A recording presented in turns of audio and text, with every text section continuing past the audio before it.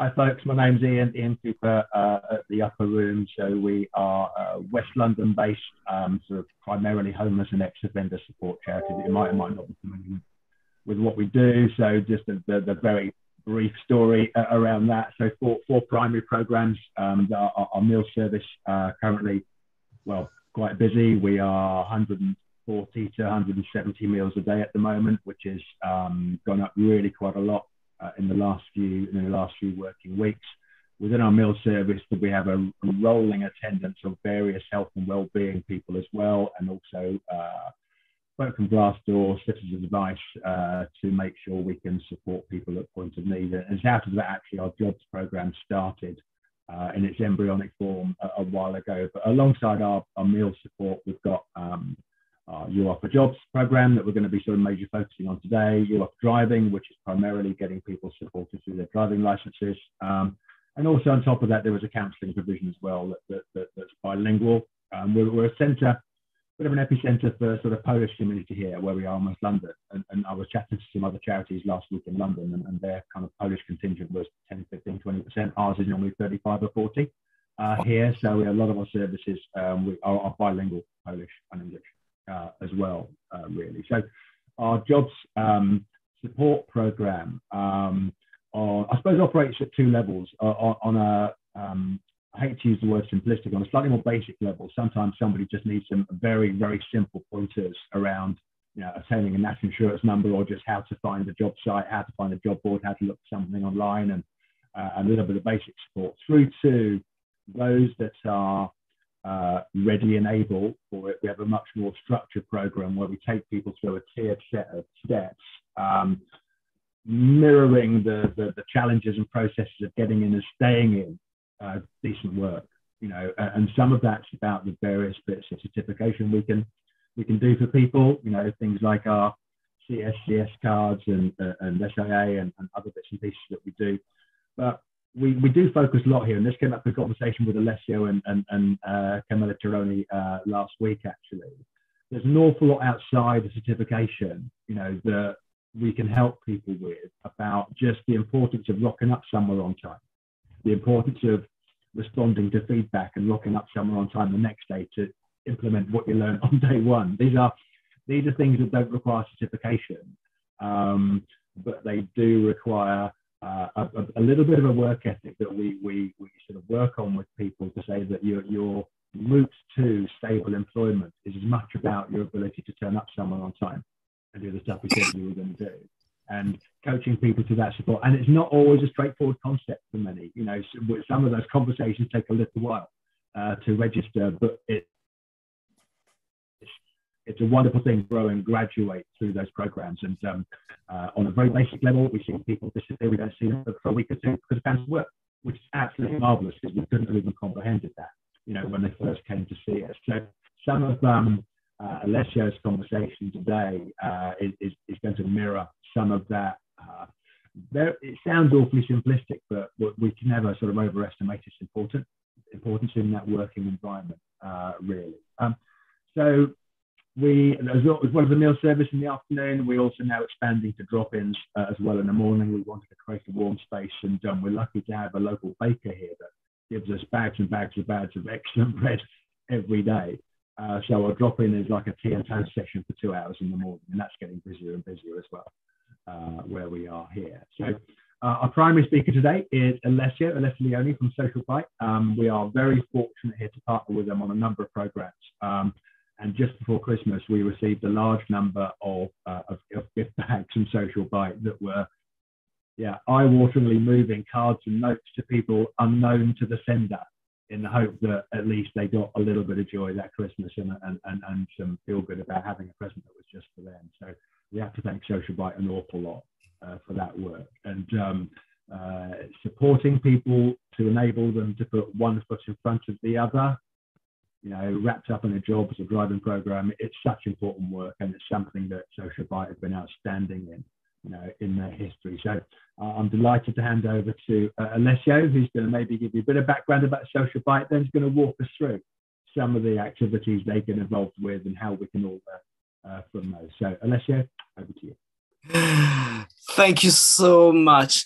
So, as you will say, my name is Alessio. I work for Social Bite. And today's session, basically, I'm going to talk to you about the work that we're doing, both in Scotland and here in London.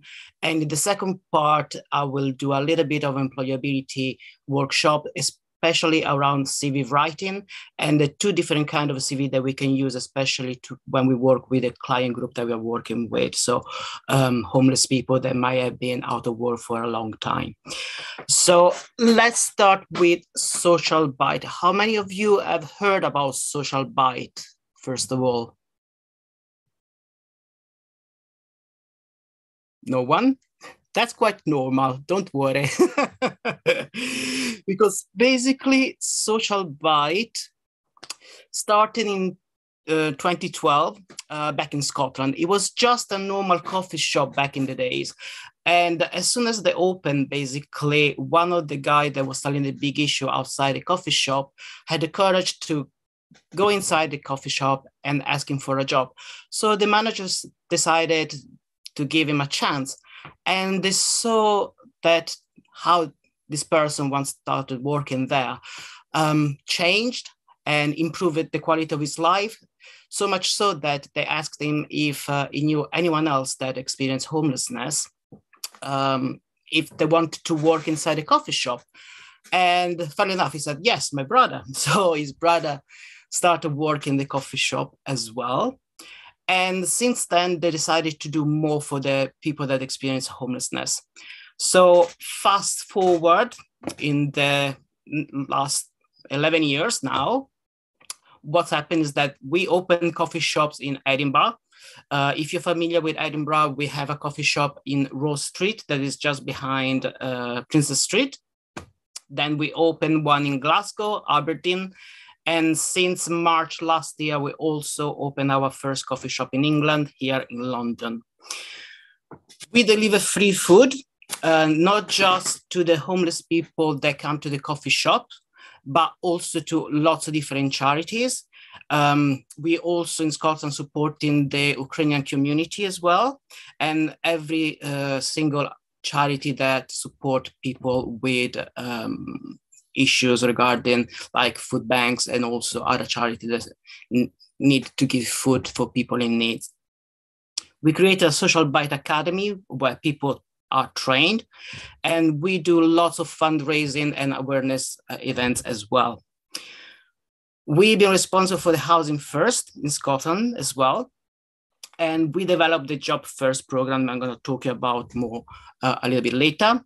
And we also created our first Social Bite village where people can stay there. They have a key worker 24/7, and people can live there and also get all the support they need. They can do volunteering and also be referred to the Job First program. So, as I was saying, we're doing lots of different activity to help the people that experience homelessness. And we also introduced the paid forward. So basically customer that goes into the coffee shop, they came forward towards the meal for someone that experienced homelessness. Because obviously food is our backbones, basically. We've been coffee shops since the beginning, and food is an important tool to engage with the people that experience homelessness. And so far we provided over, as you can see, 180,000 items of food and hot drinks every year. And also we distributed over 800,000 food packs during the recent pandemic. We also have a restaurant called Vesta Bar and Kitchen, where basically once a week, people that experience homelessness can have a full dinner there. If you can see on the pictures, you can see that we've been also honored to have some celebrities coming to visit the coffee shop. I mean, our CEO just sent an email to to Clooney say, oh, do you wish to come over? And he actually did, out of the blue. And after that, yeah, we've been supported by lots of important people as well in Scotland. So there's lots of different activities that we're doing at Social Bite. Obviously, as I was saying, they pay for the lunch. but also volunteering. But also we ask people to donate their own skills and resources or taking part in our mass participation events. From 2016 to 2018, we organized the Sleep in the Park, where people sleep in the park to raise money and awareness about homelessness. And the event has seen over 18,000 people sleeping out. Thanks to the fundraising that we managed to get through these events, we, as I said, built this village. This village is absolutely fantastic. It's just a little bit outside Edinburgh. But as I was saying, it's a small village made up of 11 two-bedroom prefabricated houses. And there's a massive large community living there. The good thing that we've done also, because some of these people are in recovery, is that we even ask Google to remove it from the map so that nobody can find this place and the people living there are absolutely safe.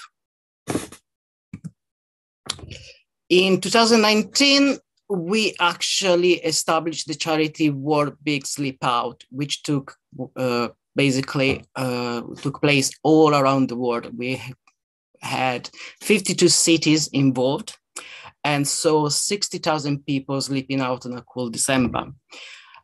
Here in London, it was in Trafalgar Square. I don't know if you can see the picture at the bottom. And the money that we raised was also shared among the different charities that we have worked with. It was quite cool because also in New York City, we closed Times Square and we had Will Smith over there. And here in London, we had Dame Ellen Miller actually telling bedtime stories to those people that took part. And since 2020, we started our Festival of Kindness. So basically what it means is that we ask the members of the public to donate some gifts or to give some money so that we can buy presents to share among all the different charities, like Iain would say, included upper rooms, for the Christmas. We also open our coffee shops so that people experience homelessness, they can have a nice time spending Christmas with people, with friends, and have a nice Christmas lunch as well. So as I was saying, since March last year, we opened our very first coffee shop outside Scotland, and it's on the Strand. I don't know if you saw it, it's just opposite Charing Cross station. And it's run in partnership with Baxter Story. And that's where basically it's my office and where I provide the job first opportunities.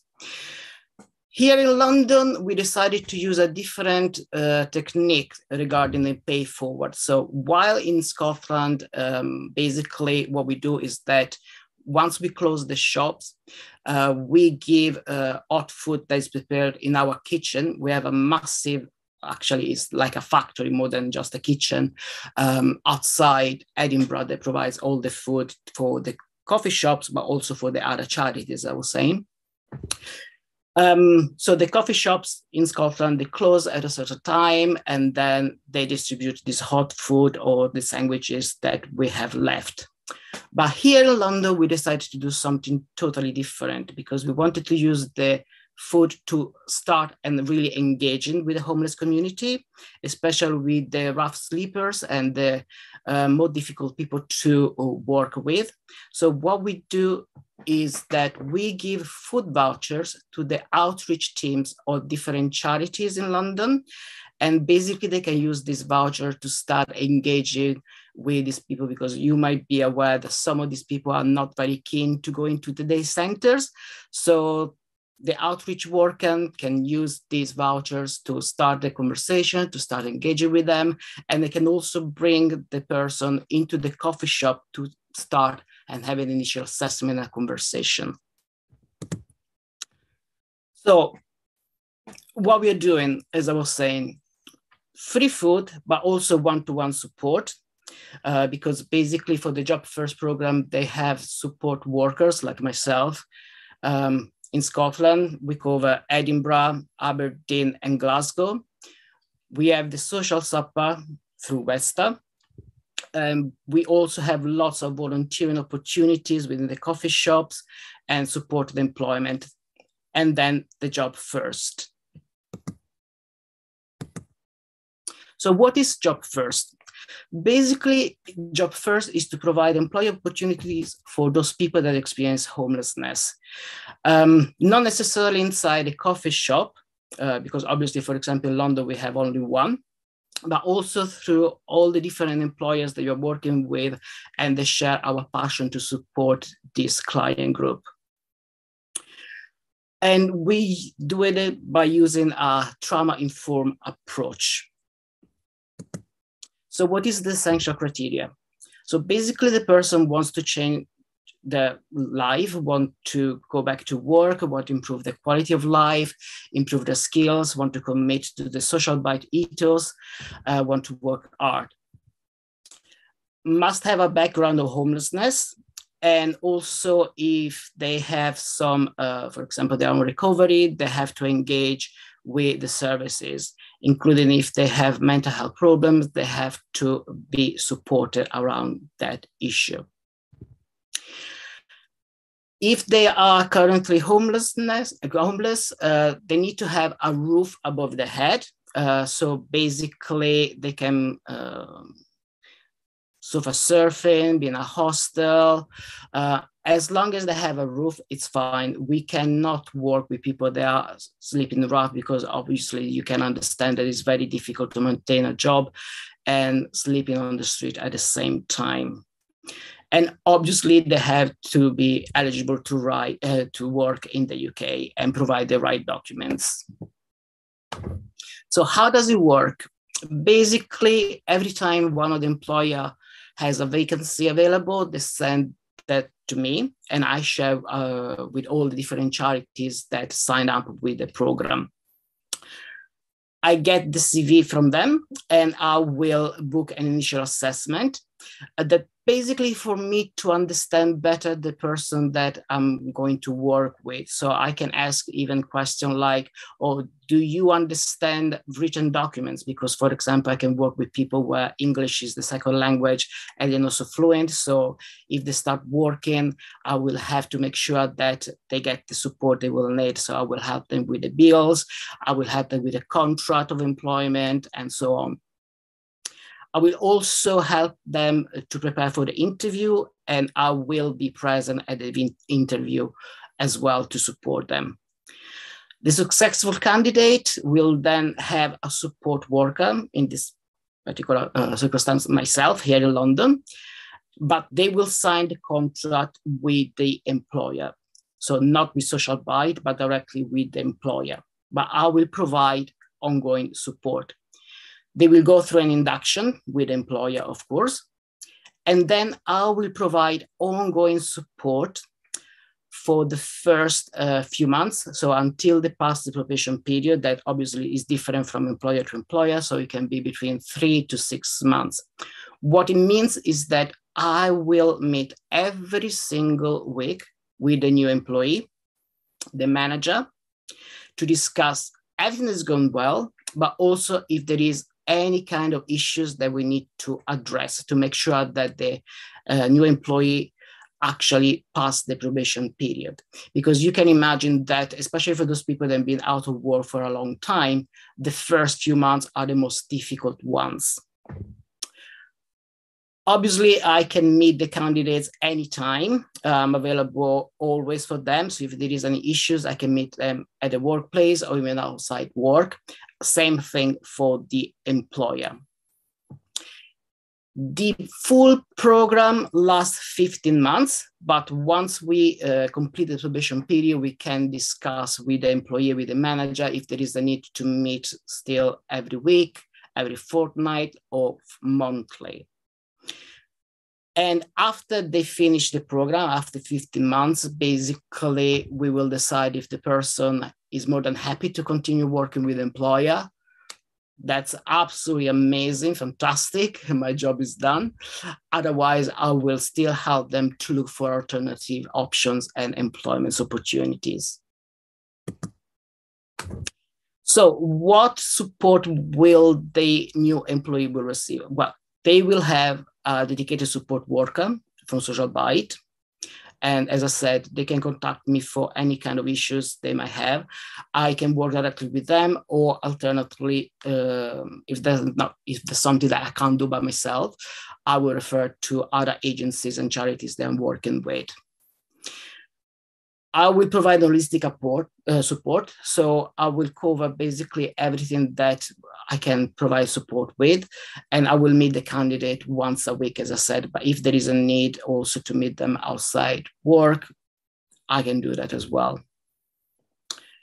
And then we will plan at the end of the program an exit strategy. So after they finish in the program, what's the next step they want to do? Having said that, I do also support those people that haven't been successful. So if they still want to be part of the program, I can still work with them, looking at the other options that I have through other employers, or also to do simply job search or CV writing, interview techniques, and so on. And what kind of support the employers that we receive? Obviously, co-recruitment. So I will screen all the candidates for them. I will advertise the vacancies throughout the different charities I'm working with. Currently here in London, I have 26 charities that I'm working with. So quite a big group.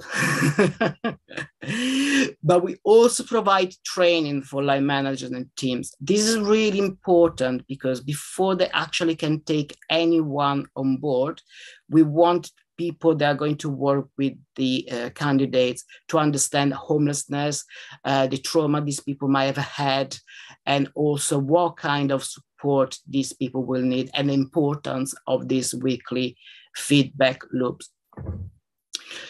They will also get all the supporting documents from Social Byte regarding the Job First program and homelessness, as I was saying, and ongoing support. So every time there is an issue with an employee, I'm the first point of contact, so they can contact me and I will try to sort out any kind of issues. And as I said, also attending these regular weekly meetings. So if there is anything that we need to discuss, we can discuss it during these meetings.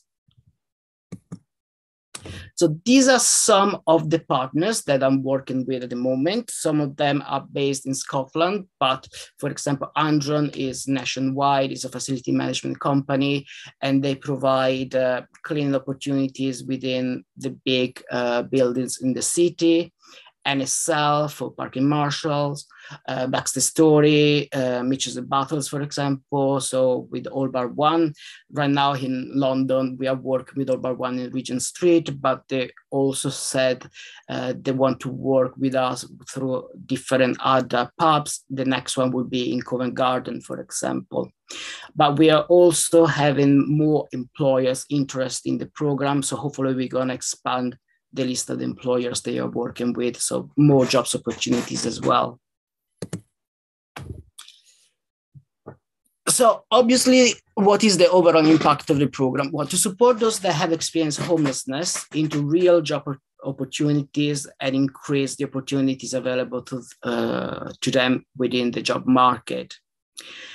We are aiming to support at least 60 people that experience homelessness back into work in the three-year period of the program, but also to influence the way the wider sector support individuals that have experienced homelessness. And also to reintegrate those people that have been out of work for a long time back into the society and to transform their life. So, some numbers, although this is not totally up to date because since the program started in October 2021, I'm always confused with the years now, 2021, we have more than 28 people into employment. 15 people, actually 17 people are currently enrolled, and 7 employers that are working with us. But we also have 7 other additional employers that wants to join the program. We had more than 82 referrals for the 33 positions that we have advertised, and across the United Kingdom, we have 63 charity partners that we work with. So in Edinburgh, Glasgow, and London.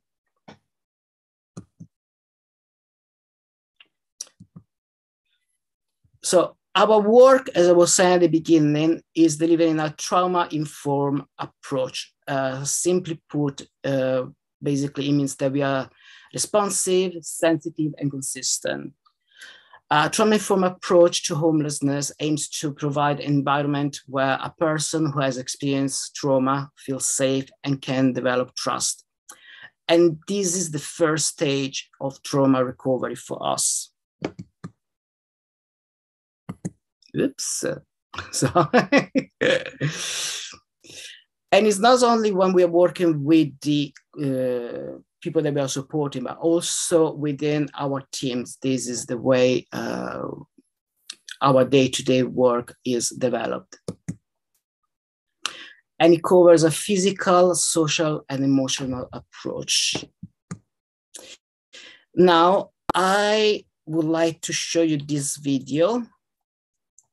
A trauma-informed approach is one that recognizes that you might be working with a population or a group of people who have experienced trauma, which is one thing. But I think the most important thing is that it recognizes that the consequences of trauma and the ways in which people can express those consequences aren't always straightforward and don't often look like trauma and often don't evoke sympathy or make people feel sorry for people. In fact, sometimes people who've experienced the most severe sort of trauma express their trauma in traumatic ways. They express them in difficult ways and ways that can feel quite horrible and difficult to be in relation to, and don't necessarily evoke sympathy or make you feel sorry for somebody or make you want to help them. It can lead to people being excluded and kicked out because they're being aggressive or they're not taking part in things in a way that we might want them to, that they're sort of rejecting the help that we're trying to give them. And so trauma-informed approach tries to sort of shine a light on that stuff such that we can kind of stay in relation to people past the point where often, and in other places, they might have been kicked out or excluded or told they were misbehaving or rejected or banned or barred or all sorts of things, because the behavior is just being understood as, oh, they're just being bad, or they're just being difficult, or they're just being disruptive, or like it's not being understood as the kind of consequences of people having lived through, you know, trauma. Particularly through, I guess, their earliest sort of years, really. So yeah, so the key essence, the key element, I guess, of a trauma-informed approach is to always have in our mind that we'll be working with a population who may have experienced a lot of trauma, and that it's going to get shown in ways that are often traumatic.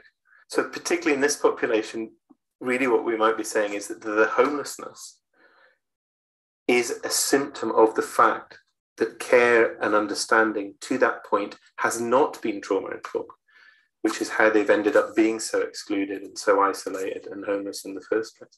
I think at a sort of down-to-earth, day-to-day, practical level, what you're really trying to do there, I guess, is show in a very real sense that there is some people in the world who you can be safe with, that you can trust, that you can rely upon, who will stick around, who will form a secure base that you can grow from, in the way that a lot of us might take for granted.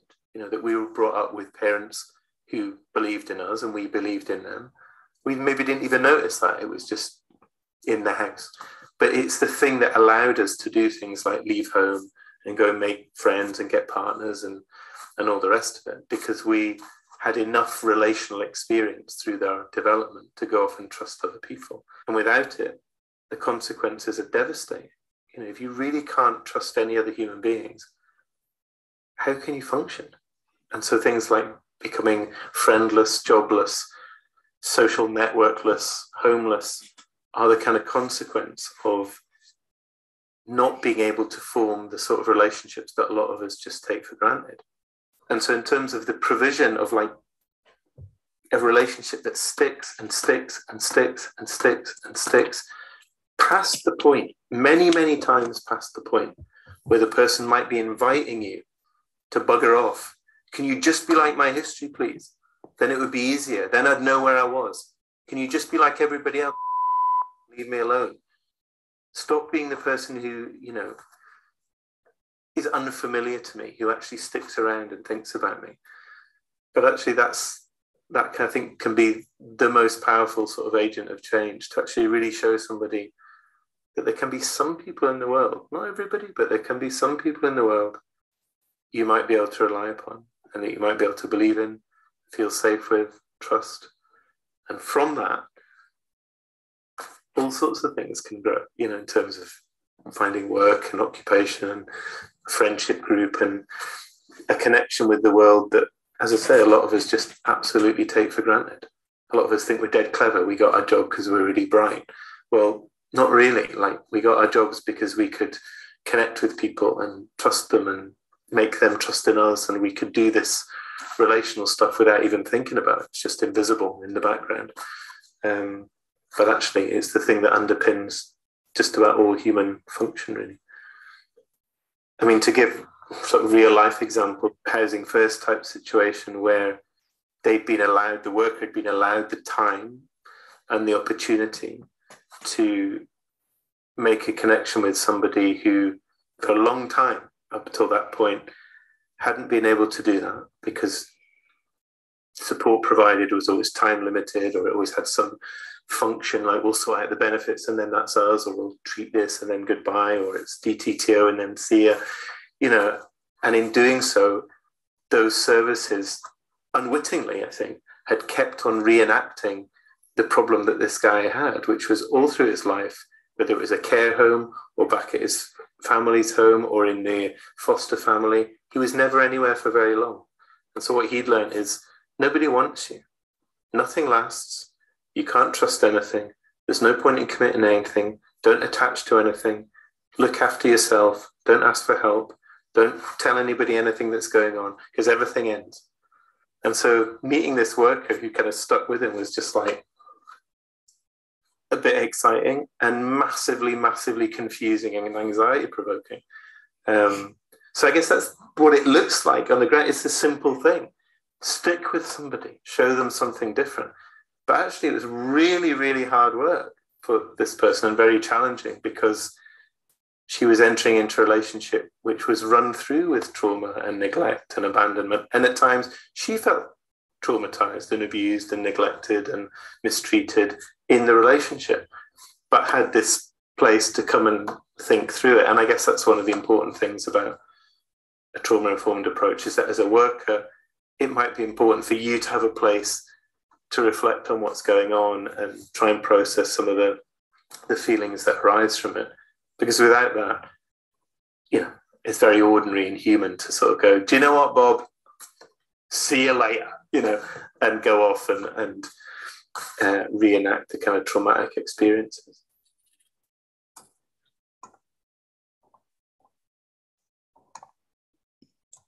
A trauma-informed approach. Okay.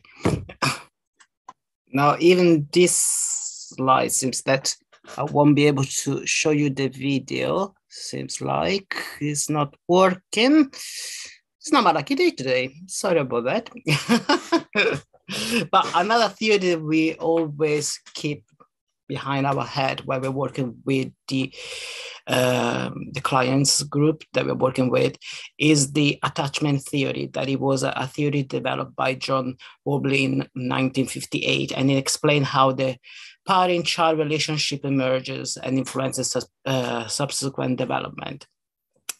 And it covers also the understanding of how we seek proximity or closeness and intimacy with people in our lives. And unfortunately, again, I have the issue with the video that doesn't want to play. I don't know if it's my connection or something. But yeah, I will probably send you the link later so you can have a look. Sorry about that. So why it is important for us? Because we know that the inability to trust and form relationships can be the single biggest factor that prevents a person from moving on from homelessness, but can importantly be a determining factor for someone becoming homeless. We know that creating an environment where people can build trusting relationships helps with bringing the change. We also know that as well as providing opportunities for a person to improve trust in themselves and be able to form supportive relationships, we provide an initial relationship that is robust, consistent, sensitive, dependable, and has clear boundaries. And finally, finally, this approach is also important for us as a team, as we realize that to be able to improve relationship building for people, we require structure, training, and support for staff and the volunteer that we're working with. Any questions so far? Doing good, thanks. Alessio, crack on. Shall we take like 15 minutes break and then I can start the second part? And the second part, as I was saying, is more like an employability workshop around CV writing and different kind of CVs that you can use with a client group. As I was saying, the second part is about CV writing, and I hope you're going to find this session quite useful, especially considering the client group that you're working with. Okay.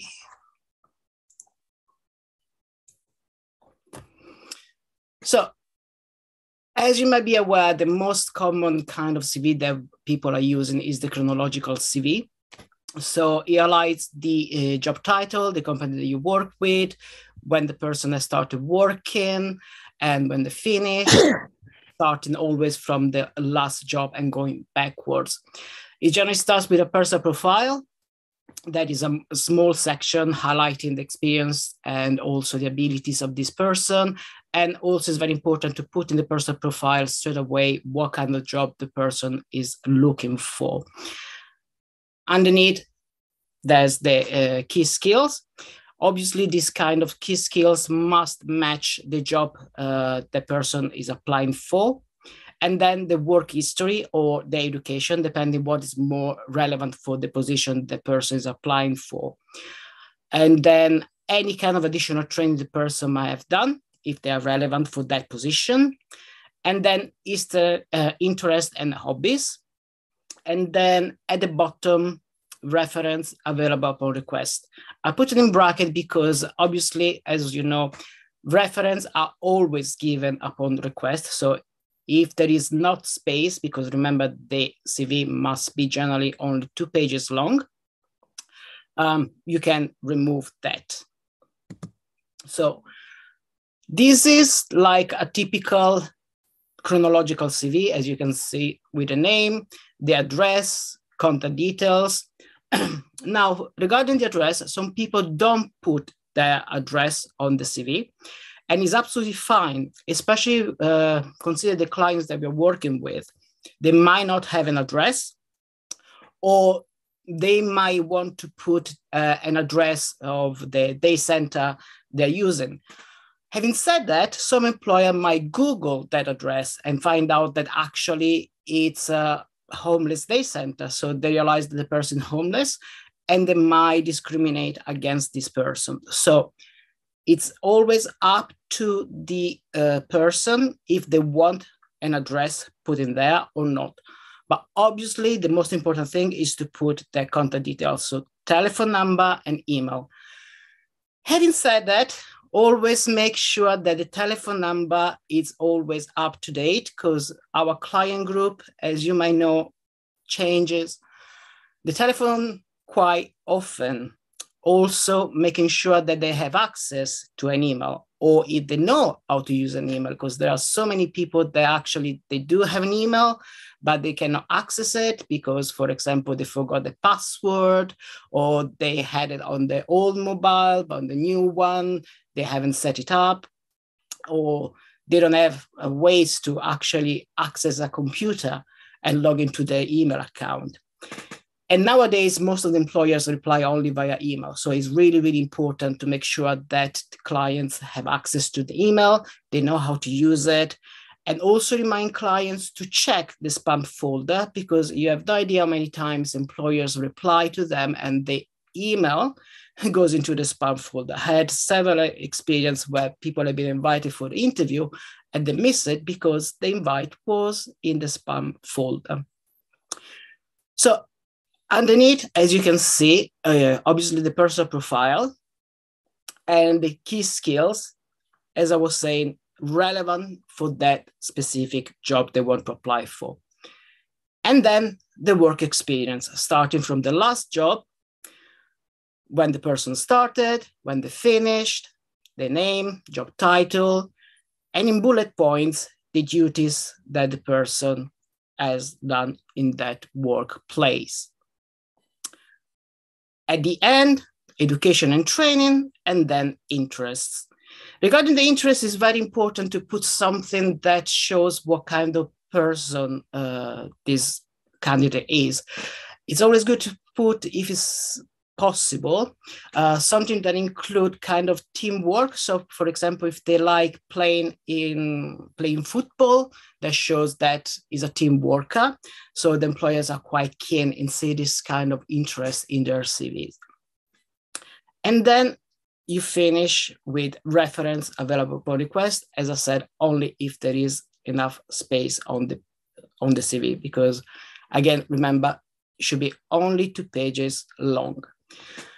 Generally speaking, we should cover only the last 10 years. So if someone has been into employment for many, many years, and obviously you will ended up with 3 or 4 pages long CV, now you just cut it off and covers only the last 10 years. It's more than enough. So what are the pros and cons of a chronological CV? So you might want to use this kind of CV specifically if you want to allow your career progression, or your present and last employer is well known and by the company they want to apply for, or you want to stay in the same line of work. So if you've always been an administrator, for example, that's absolutely perfect. It shows that your progression. But when it's not suitable, well, for example, if you have massive gaps in employment, and as you might be aware with our client group, that what might happen because they experience a period of homelessness, and obviously during that period we're not working, or also if you want to change the kind of job you want to apply for, or also the relevant experience is something that you've done ages ago, you want to go back into that specific field, but obviously you've done it like 10 years ago. And so if you have a CV of 2 pages, the employer will see it only on the second page of the CV.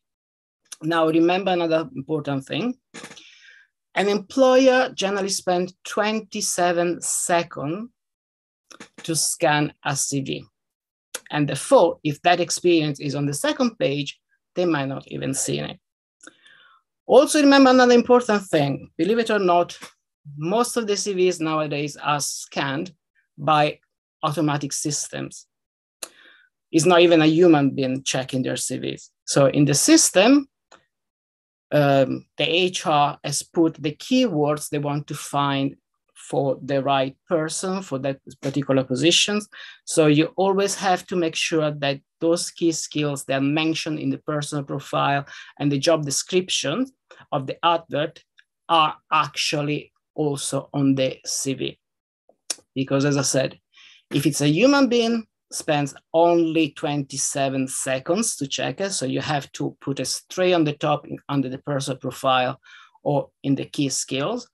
Or if it's actually a machine checking the CV, it's even worse. And that's why it's important that all these important keywords that are on the adverts are also on the CVs. So what shall we do in this case? We can create what is called a target CVs. A target CV is a skill-based CVs format and highlights all the abilities that this person has, no matter where this person has got these abilities. It can be from the personal life, from the personal experience, or from jobs they had ages ago. And it's called target CV because you use it to aim for a specific kind of job that this person wants to apply for.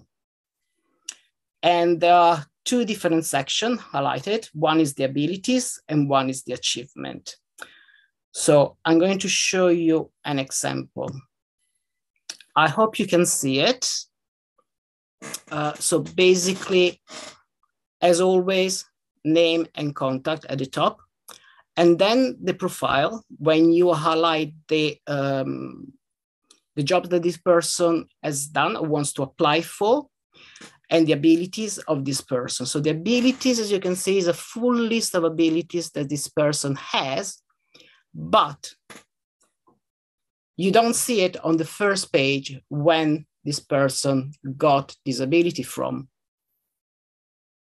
I give you a few minutes to read it.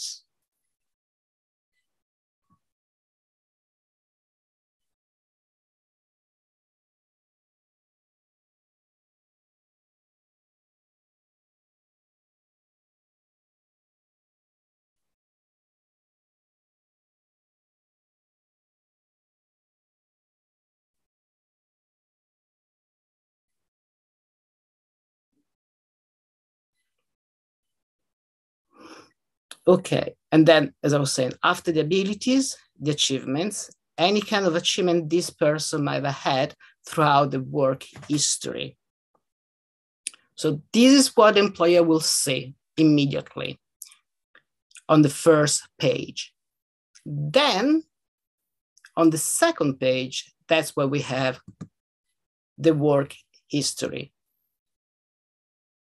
Again, in chronological order, but if you check carefully, comparing to the abilities, you will see that these abilities, they're coming mainly from the job that this person had between 2004 and 2011, not necessarily from the last jobs that this person actually had. So in this particular case, is a person that actually worked as a gardener, but wants to work again in admin or as a personal assistant. Obviously, if you put it in a chronological CV, as I was saying, because the employer spends only 27 seconds to scan the CV, we'll never see it because it's something that the person has done it ages ago.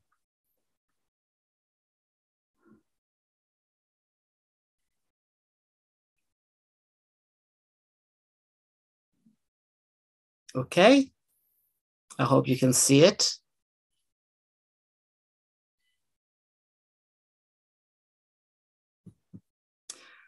So if you think that this person actually used to use this CV when he came to see me to apply for admin jobs, as you can see, an employer will never actually give him any kind of opportunities because obviously, yeah, there was the education and everything, but then the work experience was all about gardening, massage therapist, and it was only at the bottom of the page is admin duties and experience. So obviously, little chance. But instead, if we go back,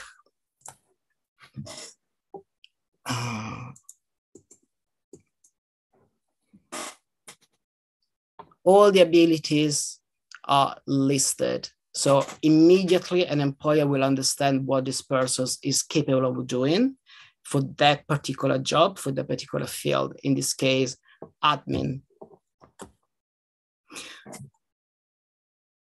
So it's also good to use this kind of CV for those people that I was saying they've been out of work for a very long time, because obviously you kind of hide when they actually worked the last time, and you only focus on what the abilities of this person has, what kind of things can provide to an employer, regardless of when it actually happened in the work history. And sometimes it can also come from their own personal life. So it gives the opportunity to those people that have been out of work to show to the employer, yes, I've been out of work for a long period of time, but actually I'm still able to do this, and that. And consider the client group they are working with, this is more effective than just the normal chronological CV.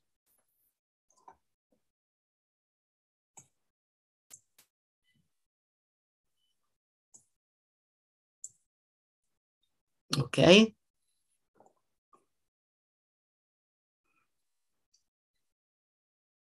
Another example is this one. So again, this is a very good CV, as you can see, chronological CV.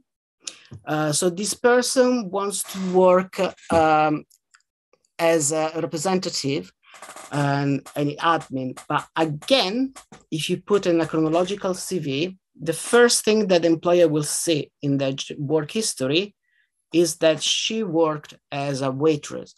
So the employer will immediately stop there. It will not go any further, even though obviously she had experience, but some time ago. I know that it's quite sad, but as I said, employers don't really have the time to screen all the CVs, to go through all the different pages of the CV. So they will focus only on the top.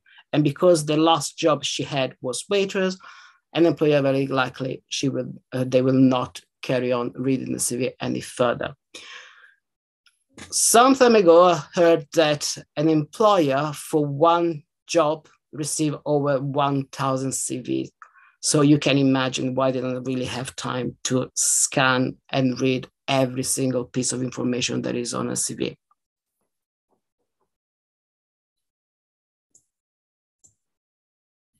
So again, on the second page, all the different kind of jobs that she had. But again, the only thing that the employer will say is that the last job was just as a waiter. So they might refuse to give her an interview. So again, in this case, what we've done, abilities. We collected all the different kind of abilities that this person has. We also highlight experience straight on the profile in bold to make sure that the employer understands immediately what this person has done in the past, regardless of when, and the jobs that she wants to apply for. So marketing, social media assistant, and customer service representative. And the abilities, we grasp all these abilities from all the different jobs that she had, including as a waitress, because obviously as a waitress, you provide lots of customer service skills. And we list them all and the achievement that she got for those particular jobs as well. And then it's only on the second page where you have the list of the jobs in chronological order. And as you can imagine, because she's also been out of work for 2 years, having all the abilities doesn't necessarily discriminate because she's been out of work for such a long time. But the employer will focus on what she can bring to the company. Does it make sense? I hope so.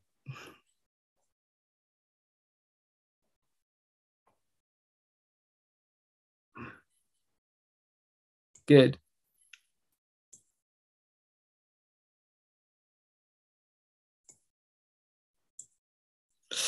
So I'm sorry, can I ask a question? Sure. Sorry, it's just about before you were saying about the skills, for example, and the fact that you have a lot of topics and is really a long list.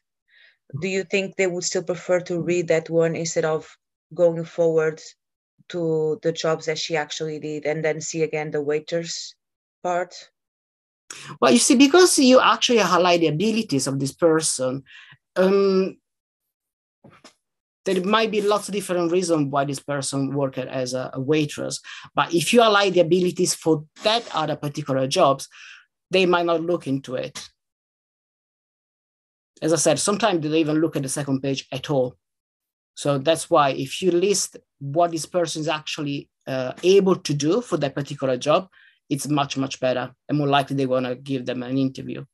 Okay, thank you. Okay. Now, I don't know how many of you are familiar with the National Career Service. I don't know if you ever use it.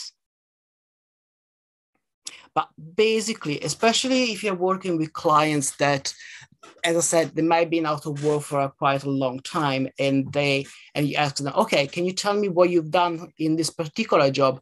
They might not even remember, or they don't know what are their own skills, so they cannot actually tell you because their English is quite low. Or you want to create a CV, but you don't know exactly the skills that are needed for that particular job. That's a very nice tool that you can use. So on the National Career Service website, you have this Explore Careers. Now, let's hope it works, because as I said, today we had some technical issues, but okay. Can you see it? I hope so. Not yet. What are we looking at for? We've got job profiles and key skills. Can you see the National Career Service website? No, it's still on the page, the slide, unfortunately. Okay, let me see. I think on the top you have to choose to share a different screen. Can you see it now? Yes. Yeah. Ah, good. All right. So in the National Career Service website, you have a full list of jobs available. You can also search, or otherwise you can click on any of these links. So for example, if someone wants to work in hospitality and food, or had work in hospitality and food, but can't remember what the duties were or the skills needed for that particular job, you just click on it and let's say, oh yes, as a barista. So it tells you a lot about what the job is all about, the average salary, as you can see, the hours you will work, how to become also a barista if they never worked there, what it takes. And here, as you can see, is the full list of the skills needed for that particular job. So you can use this list to create the CV. They can be all chronological, but also more importantly, the abilities. So basically check obviously with your client that they do have these skills or transferable skills gained from different kind of jobs they had in the past, also from the personal life. And also down here, it will tell you all the different duties. Again, especially with some clients that they are not very fluent in English, if you ask them, oh, can you tell me about the duties that you had when you were working here? They might not be so fluent and explain it to you. So you can check with them, oh, have you done this, and that? And that's how you can start building and creating this CV. Has any one of you used it in the past? No. I did, yes. I haven't. As I said, it's a good way to start looking in all the different kind of jobs and to get some information of what kind of skills and also the duties and the thought also to build up the abilities to create this different kind of CVs for the different kind of clients that you're working with.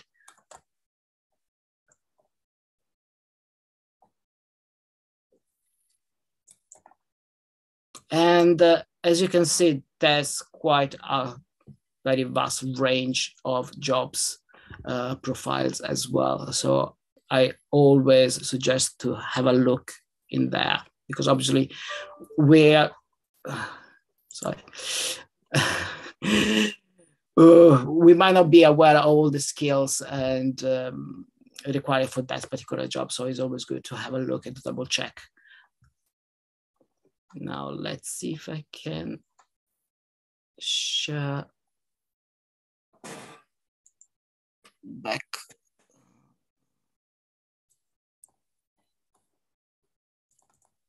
Okay. Right. So, a little exercise. I hope you can see it clearly, because generally when I do this kind of workshop, obviously it's face-to-face, so I just give out these examples. I give you 5-10 minutes to look at the CV and tell me what is wrong with this CV. I mean, apart from the layout. Just read it through and tell me what is wrong.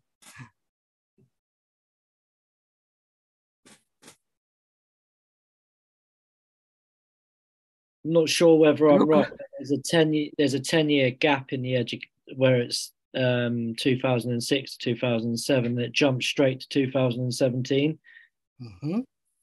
I don't know whether that's one of them. The education should be on page 2, shouldn't it? As well. Yeah. I also think they haven't list all their skills and expertise according to the job that they've written. And the personal statement, I think it needs a bit more. It doesn't.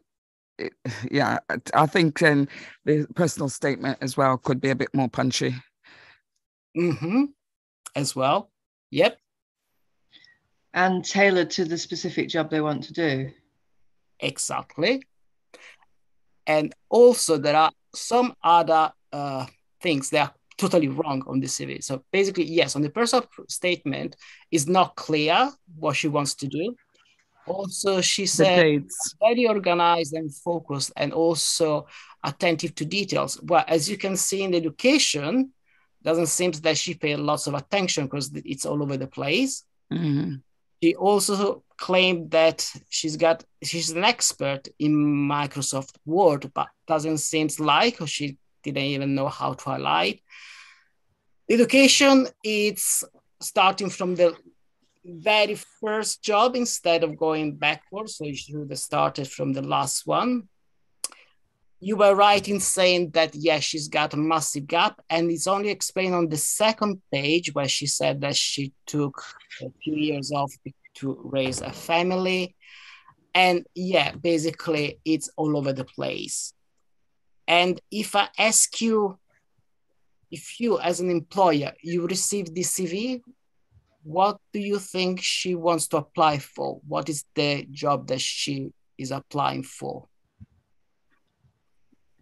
I don't know. I wouldn't be able to tell, because that's why I said a personal statement doesn't really give much. Exactly. So you can imagine if an employer received the CV like that, wouldn't know what to do with this person, literally would not understand what actually she's able of doing it or what kind of job she's actually looking for. Her jobs have been very different. You know, bar manager, receptionist, saleswoman, waitress. They're all kind of different skill set jobs. That's right. And that's why it's confusing for an employer. They wouldn't know what this person really wants to do either. Now, you will be surprised that actually when she came to me, she said that she wanted to work as a security officer. And can you get from the CV here, in the way you look now, why she wanted to work as a security officer? Absolutely not. That's right. Perhaps she just wanted to do a different job from the ones that she's done previous. Yeah, exactly. But as you can see, she only had, I don't even know if you actually noticed, but it's in here that she did a training as a security officer, and that was it. That's the only information on the CV. And all she put is free to learn. Yeah. So you can imagine that if she used this CV to apply for a security officer job, she will immediately be rejected, because it's really hard to understand that she wants to work as a security officer. There's nothing there that, apart from the little line that actually says, oh yes, I definitely skilled as my abilities. Would they not just have been rejected anyway because of the layout of the education part? I mean, that's so confusing to look at. So on that, yes. Just on that basis. Just on that basis, yes. Yes. I totally agree with you. So I'll show you what I did for this person. There you go. Now, as you can see, the objective clearly stated at the beginning what she wants to do. She wants to work as security because she's a qualified security officer. So you already know what her actual aim is. And then the skills and abilities for that particular job. Mm. And then, in this case, we did start with education because that was the most relevant one, because she never worked as a security officer, obviously in the past, but she was trained as a security officer. So we start immediately with the education. And then the experience, and we try to find some kind of duties that can also be used for the security. Mm-hmm. Yeah. And it was only at the bottom that we put the technical skills about her IT skills, because yeah, they're important, but not so much relevant for a security officer role.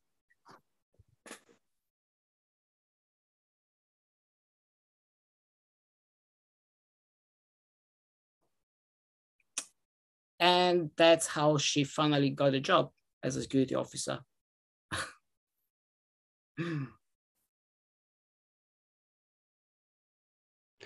The additional information, I can't quite read it because of the pictures. Is it wise to put on there that, I'm guessing that says that she has been off for 5 years to look after her child? Mm-hmm. Isn't that frowned upon? No, she has to cover it. No, she has to cover it. It's always good to put on the CV and an explanation of why people have a certain period of because for two things, basically. First of all, the employers might think, oh, this person hasn't worked for 3 years and hasn't done anything, has been on benefits. This person might be lazy. Or even worse, they might think, oh, this person has spent 3 years in prison. Mm-hmm. or has been dismissed, or for some things they don't want to know. Yeah, it's never good to leave massive gaps on your CV. You always have to try to explain the reason why people haven't worked for a certain period of time. If they've been out of work, it's absolutely fine as long as it's explained. For example, between 2005 and 2006, I haven't worked because I was made redundant, but I was actively looking for jobs, and I also enrolled in some trainings, just to make sure that you show that you were doing something to an employer. So how do you do that? I'm thinking about the boys and girls that Shane and I work with, where they've had big gaps in their employment and they've been homeless, they've been struggling with addiction and their own mental health, and that is what the gap is. So how do you justify on a CV that period of not working without medical issues? Yeah. What you would just say? Medical issues. Mm-hmm. I haven't worked for 5 years because of medical issues. Yeah. You don't have to go into personal details on your medical issue, but you could have say medical issue, and obviously they might say, okay, they'll need to see a doctor's return to work, and I'm sure they'll get it if they're fit for work. Mm-hmm. But you need to cover gaps. It's very important. Yeah, absolutely. I mean, I had a person that basically, due to medical issue, hasn't worked for, 25 years or something. And that's why we created actually the ability CVs, because she had lots of experience before she got ill. So we created an ability CV, and then we explained that for the first line in the work history was to explain that she's been out of work for 25 years due to medical reasons, but she was ready now to go back to work.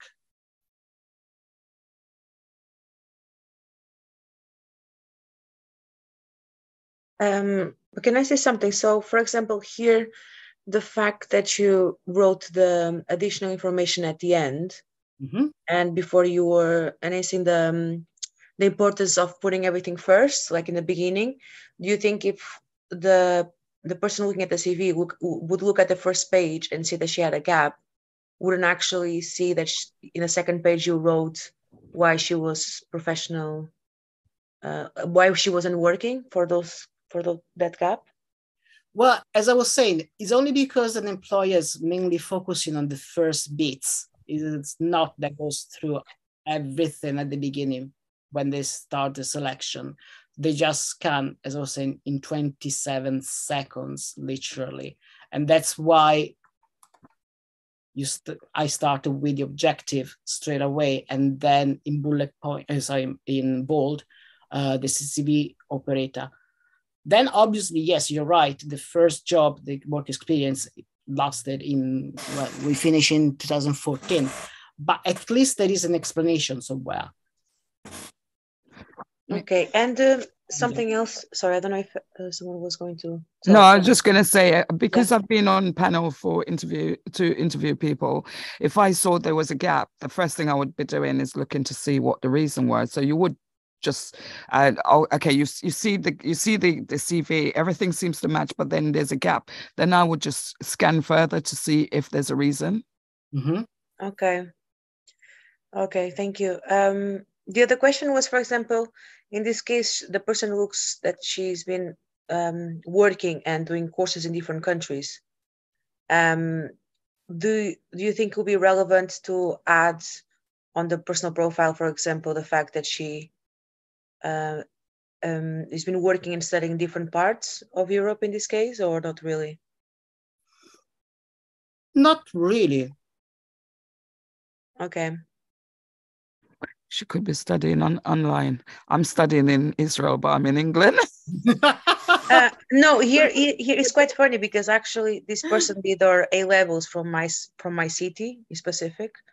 So and I was just thinking, yeah, it was very random, but yes, I'm from Gaia. So I can see that if the person was in 2004 in Ireland and then did our A levels in 2017. It's just very curious for me how that worked. May I just add something on to that quickly? Is that I think this CV is a great example of making it very specific and very targeted. This document is to try and secure this person a job in the security sector. So actually what Alessio has done is make the document really focused. The other stuff that added onto that actually is really interesting, and once you employ the person, you might want to get to know all of that stuff. But the focus of this particular document type is to make sure that whoever's reading it and the employee manager gets straight to what's important to them about having somebody on their payroll, really. So that's a really useful example of someone who's done a lot of things, but it's all brought together in very good focus. In this document. While I've got you, we're just a bit conscious of time, Alessio. I'm just wondering how much more we need to try and go through. I think we're all allowed 2 hours for this. No, I think that was the last slide. Yep. Well, brilliant.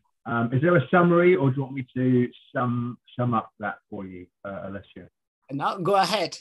Thank you. Okay. Well, firstly, thank you. I mean, I found that fascinating for a number of perspectives. I was drawing a lot of relevance from it from every day of what I see going through here. And I thought particularly having the backdrop of that sort of trauma-informed approach just gives you that little bit more understanding and that little bit more patience, I think, when we're working with people who do find this process extraordinarily difficult. The fact that they've stepped forward at all for the support is a huge event, you know, in those lives, brought to, you know, articulately put by the gentleman who presented in the video. But then to have you convert it into very practical steps as well for us. So we've got this backdrop. How can I help this person in front of me get into this role? I think it's great. And my added sort of interest in this is I still am a director of it, but I came into the charity sector a couple of years ago from a business background. And one of the businesses I was involved in and ran for some years actually was a recruitment company as well. So I've seen what you've been talking about 1,000 times over. And I can actually absolutely share that this stuff works, everybody. This stuff really does work for employers. So Alessio, thank you so much for the insights into social bite and the very practical steps you've brought to everybody today have just been really, really worthwhile. I'll pass this back to Mariel to wrap up finally. Thank you very much, Iain. Thank you, Alessio. That was very good. Absolutely fascinated with the journey you've been on as Social Bites. And but I've learnt loads. Thank you so much, Alessio, and thanks to Iain and the Upper Room for organising it. Thank you.